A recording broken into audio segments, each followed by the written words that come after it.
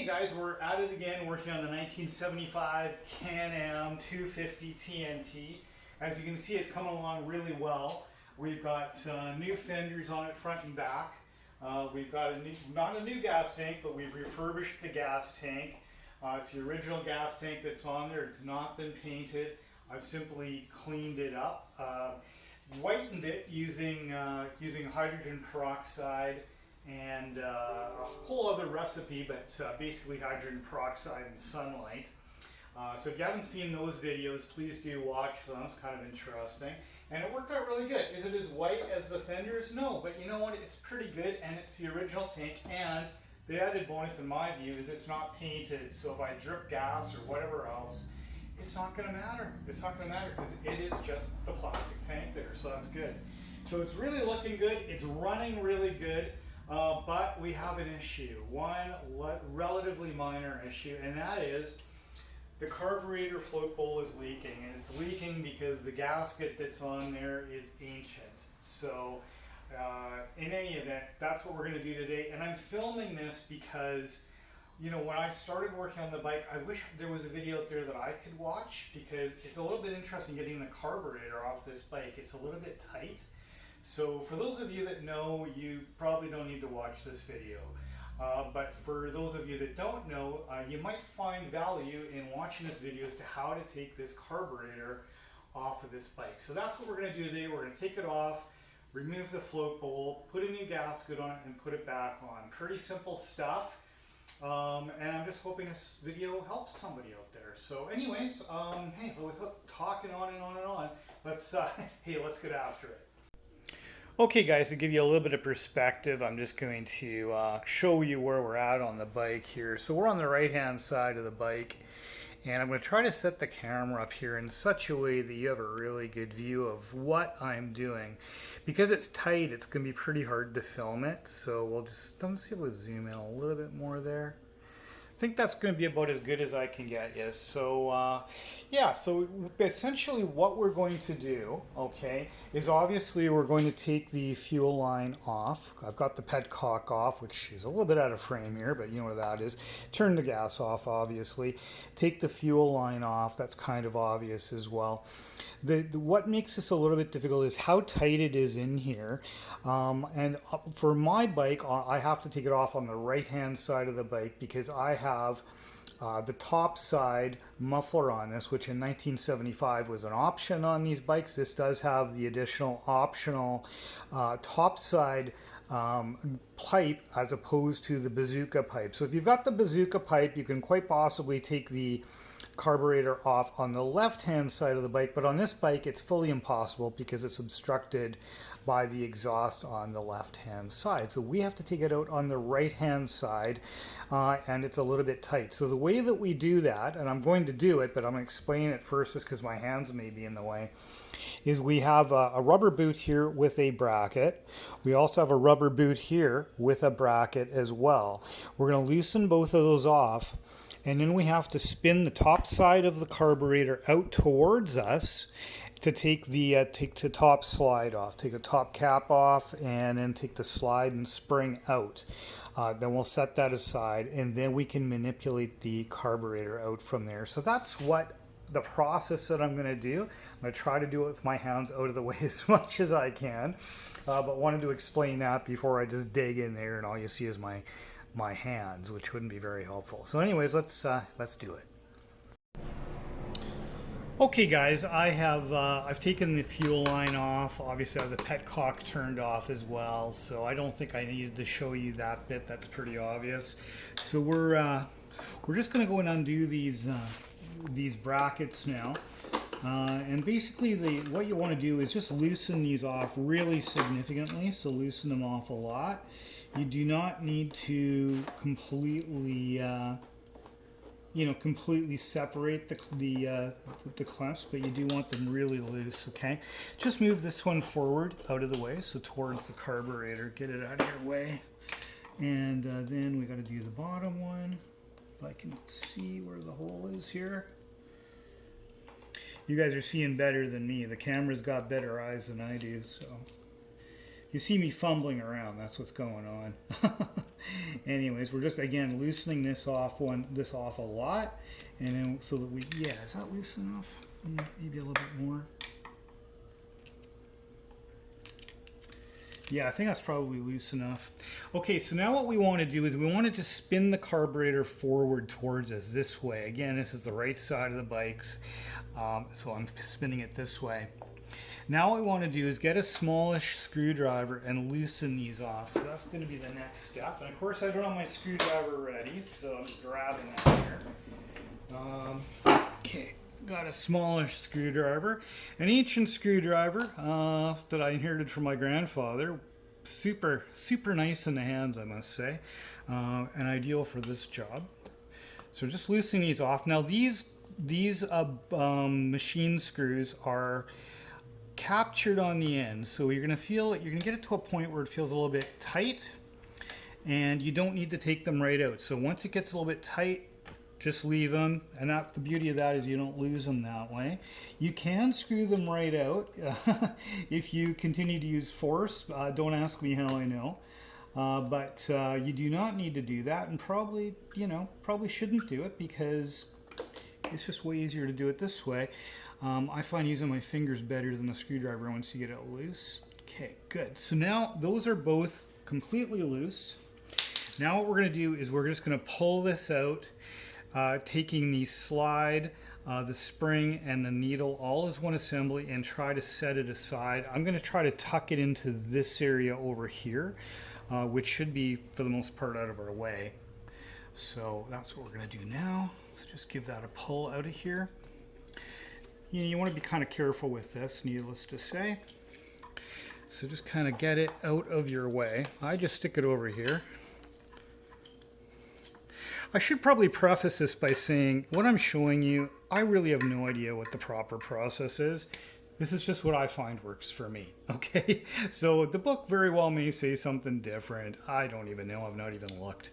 But this is what works for me. And again, actually I think I did look on the manual, and I think it said to take it out the other side of the bike. But again, on this bike it's impossible because you've got the muffler there. So yeah.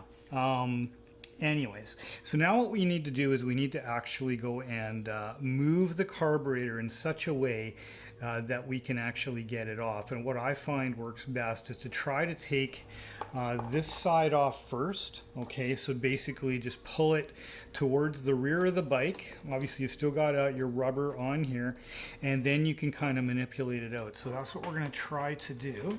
So there we go. So there we've got it released from the front rubber. Can you see that? So it's released from the front rubber. Now we're going to try to twist it off of the back end here. Again, it's pretty tight. I'll try to, probably I'd get two hands. Well, I think I'm going to have to get two hands in there, guys. I don't know how else I can do this. And this can be a little bit tight. Let's see how lucky we get with this today. But it can be a little tight getting it off here. So you just have to keep playing with it until you get it.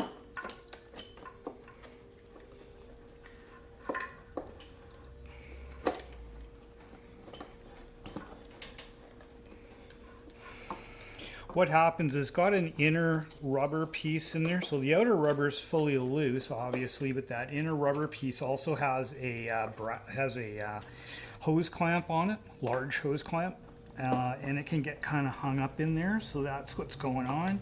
But again, you just mess with it like that till you get it out, okay? So that's essentially it. Now what you have to do is you have to spin the carburetor out of here. So now that we've got the carburetor fully off, we have to get it out of this little area here.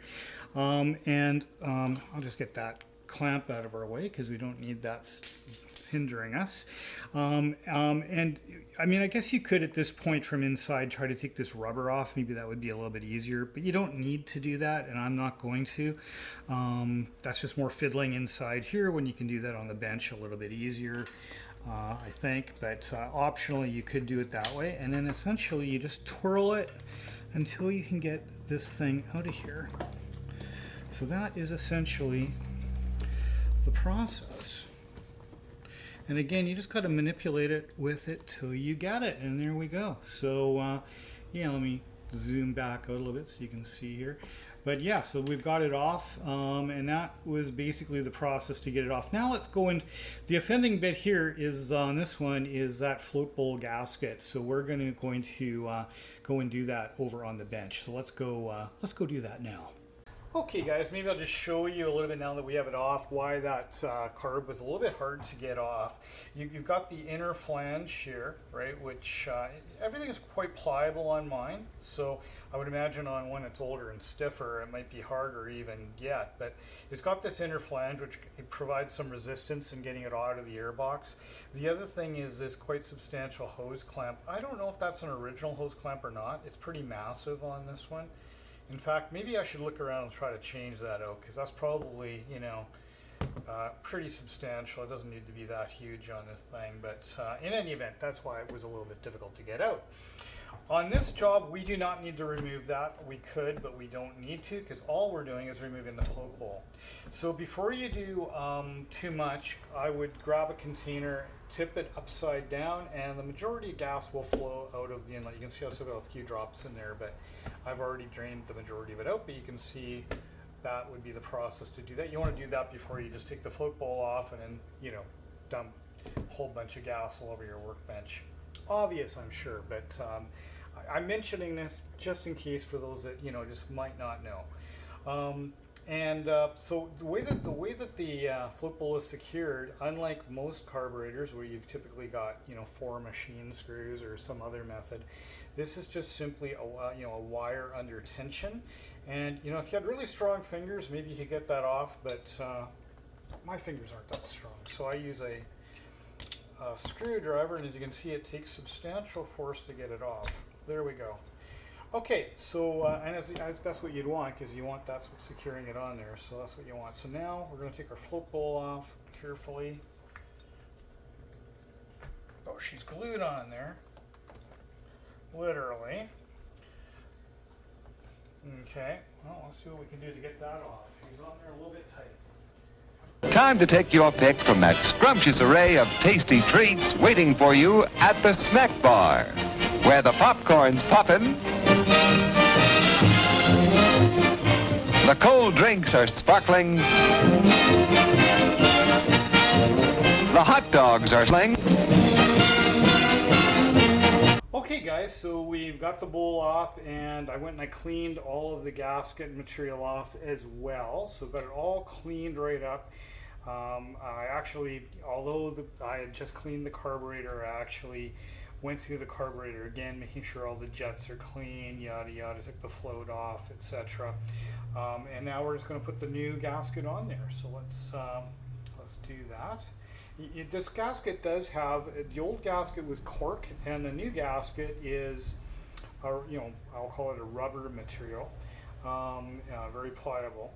And of course you have to line it up with the overflow tube, so that you can't really get it on there wrong in this carburetor, which is a good thing. Just make sure that it's all lined up in there the way it ought to be.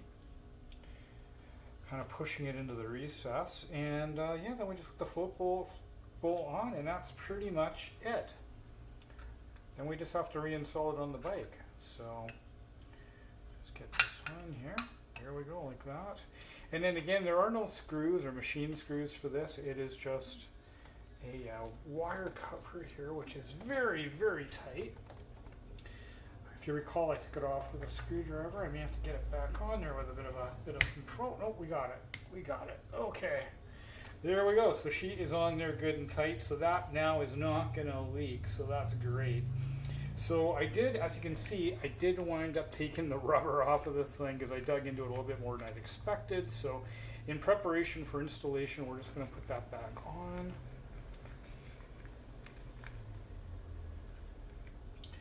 Okay, just going to tighten up the inner hose clamp here. I did look in my shop to see if I had one that was a little smaller than this, and I don't, unfortunately, so I'm just putting this one back on. It works.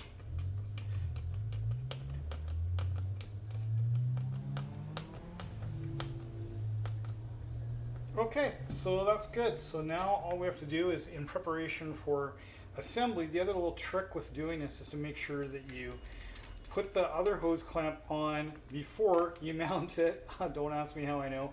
It's so tight in there. Of course, you could open it up, I guess, and then try to get it on, but it's so tight that that would be a difficult thing to do. So there we go. So we're all ready to go to install that on the bike now. So that's what we're going to do next. Okay, so now we're going to reinstall the carb, and essentially what we want to do is do it in the exact reverse order of what we did when we put it in. So the first bit is to kind of spin the carb in there. I'm first going to make sure that my sleeve is right out of the way here. So get that pushed back there somewhere out of the way. Good.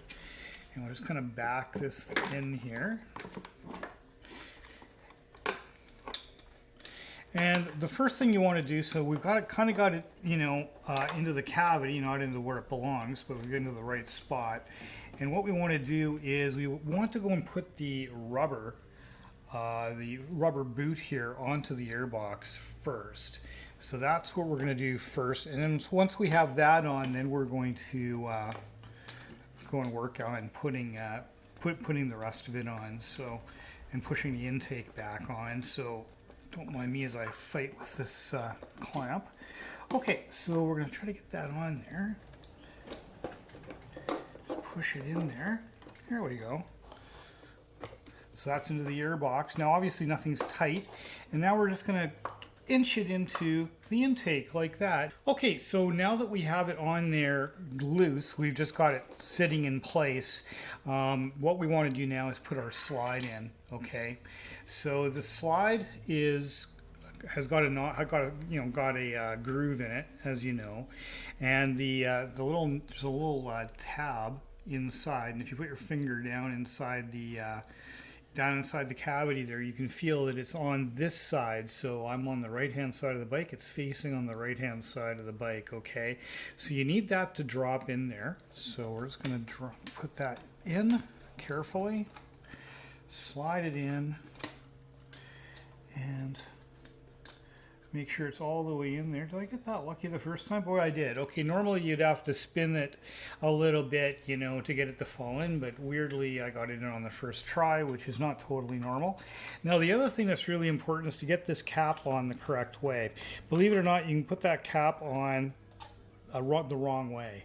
And the cable needs to be biased towards the intake. Okay, it will go on either way, but to be on correctly, the cable needs to be biased to the intake side, to the engine side here. Okay, just as it is here now. You see that? So yeah. So now we're just gonna. What I do then is I'm just gonna finger tighten these. I always do finger tight. If they go in with my fingers, I know I can't strip anything. Okay, so I'm gonna get them in there until I know they've taken. Yeah, they're going in. They're both going in nice. I'm getting lucky on this. So yeah, sometimes you have to, you know, mess with it a little bit, but using your fingers is a good idea to avoid any issues. Now we're gonna grab our little our relatively small screwdriver and tighten these up. So we'll do the easy one first. Why not? Okay, that one's tight.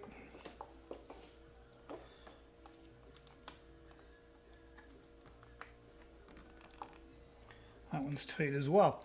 Okay, so we have our slide on. Now the next thing to do is I'm just going to try here on the handle, make sure it's going. Yeah, you're not seeing that, but it's a nice smooth action off of the throttle on the handlebar, so that's good. Now we're going to get this more in the correct position. We're not going to worry about the intake side at this point. What we're going to do is we're going to tighten up the airbox side first, and then once we have it tight, then we'll push the carb into the intake and tighten the intake side. So that's what we are going to do next. And I'm going to do that on fast forward so that you don't have to, you know, watch me screwing around here for a long period of time. So I'm just going to get after that right now.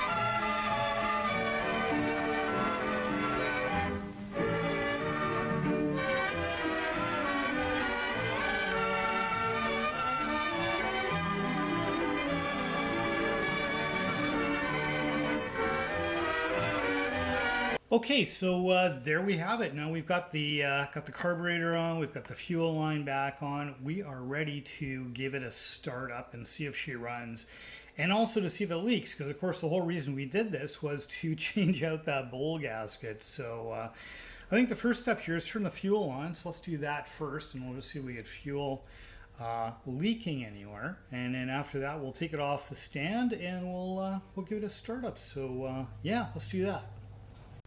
Okay guys, let's give this a shot and fire this thing up. So I have not started it yet. You can see that right here. So it is stone cold. We do have the gas on. We already turned it on to check for leaks.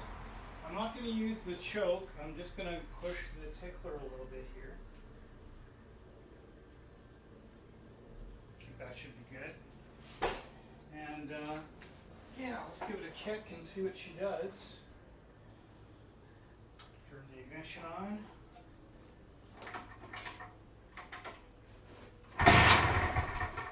Almost.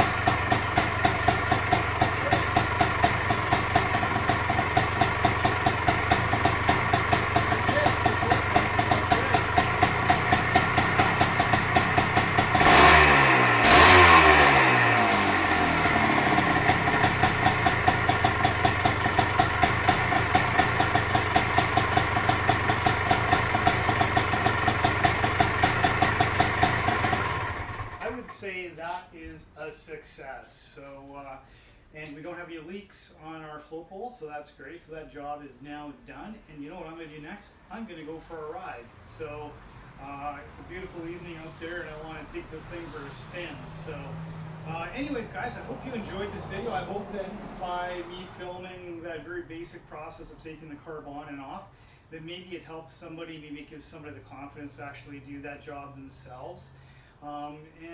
Yeah, so anyways, I hope you enjoyed it. If you wouldn't mind, if you could please subscribe. If you've made it this far, please do me the favor of your subscription. It doesn't cost anything. It's essentially like a bookmark, right? So you can come back to it if you choose to. I would really appreciate it. Please also leave me a comment. I reply to every comment. So if you enjoyed this video, or if you think perhaps, you know, maybe I should have done this job differently. Maybe there's a way better way to do it than what I did. Maybe I'm missing something. Leave it in the comments below and let me know and let everybody else know that's watching this video. My commitment to you and to everybody is that I will, if you take the time to leave a comment, I will absolutely reply back to you. So anyways guys, that's it for this one. I hope you guys have an awesome evening. I know I am, because I'm going to take this thing for a spin. Anyways guys, keep the rubber side down and we'll catch you on the next one. Bye for now.